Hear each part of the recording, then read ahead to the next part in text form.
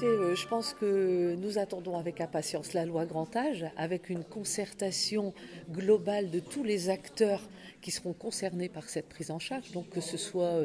les praticiens, les infirmiers, toutes les professions paramédicales, on va dire, mais aussi tous les services qui sont mis en place dans le cadre de la solidarité départementale, notamment les SAD, les SIAD,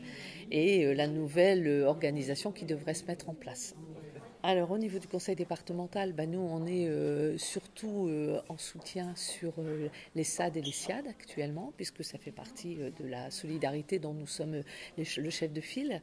On développe aussi, donc pour améliorer les conditions de prise en charge des patients à domicile, donc on participe aussi aux nouveaux habitats qui sont mis en place, notamment l'habitat inclusif, l'aide à la vie partagée, ce sont tous des critères, et nous travaillons aussi dans le cadre d'appels à projets qui sont mis en place par la SNSA, mais aussi dans le cadre de la conférence des financeurs, à des actions qui sont mises en place pour travailler sur la prévention de la perte de l'autonomie.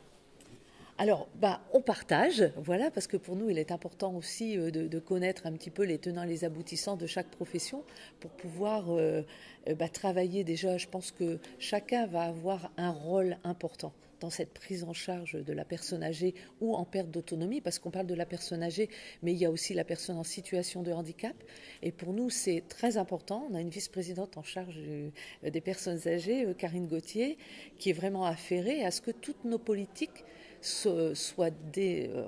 mises en place pour prendre en compte à chaque étape de nos politiques le handicap. Vous voyez, donc pour nous, c'est vraiment une prise en charge globale et tous les acteurs du territoire sont importants pour le bien-être des habitants du Pas-de-Calais à domicile, puisque comme l'a dit Bastien, nous avons une préoccupation et ce n'est pas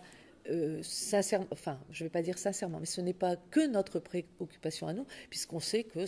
plus de 70% des habitants préfèrent rester à domicile que de partir en établissement. Voilà. Donc nous, on est plus dans ce développement de la participation à rester à domicile que de recréer des structures d'accueil, d'hébergement. Je pense qu'à certains endroits, ça doit bien se passer. À d'autres, ça se passe moins bien. Je pense que là, il va falloir travailler en intelligence sur le terrain et puis faire remonter toutes les revendications qui sont celles de la Fédération des infirmiers pour que justement elles soient prises en compte dans toutes les réflexions qui pourront être menées.